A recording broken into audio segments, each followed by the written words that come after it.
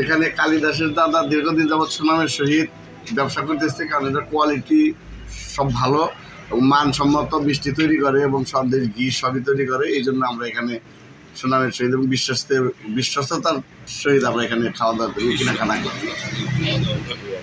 আমার কথা কিছু বললেন না, ওনার এইটা খাইয়া মাঝে মাঝে আসি গাড়ি নিয়ে, খুব মজা পাই আর কি, কিন্তু উনি ডিসকাউন্ট করে না, সমস্যা তো একটাই। এই দোকানের মিষ্টি খুব পছন্দ করি, বিশেষ করে সন্দেশ। এটা অবশ্য শুধু আমি পছন্দ করি না, অনেক মানুষই পছন্দ করে। এটা টাঙ্গাইলের একটা ঐতিহ্যবাহী মিষ্টির দোকান। এর সন্দেশটা সারা বাংলাদেশ বিখ্যাত। ওয়ালটন আবারও মিলিনিয়ার অফারে ওয়ালটন ফ্রিজ কিনে আপনিও হয়ে যেতে পারেন মিলিয়নিয়ার। মিলিনিয়ার ছড়াছড়ি দেশ জুড়ে, এটা শুধু ওয়ালটনই পারে।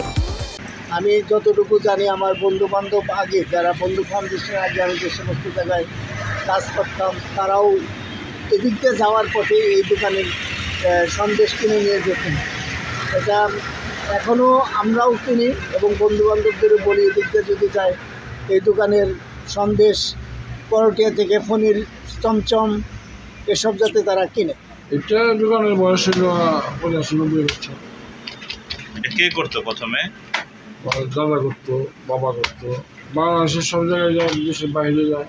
এটা বঙ্গবন্ধু খাইছে এবং এই এরশাদ সাহেবও খাইছে।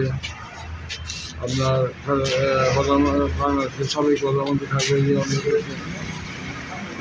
এটা সবাই খায় আর কি। জিআই পাওয়ার জন্য কি আবেদন করছি, জিআই জন্য গেছিলাম। আচ্ছা, কি বলছে? দিবে।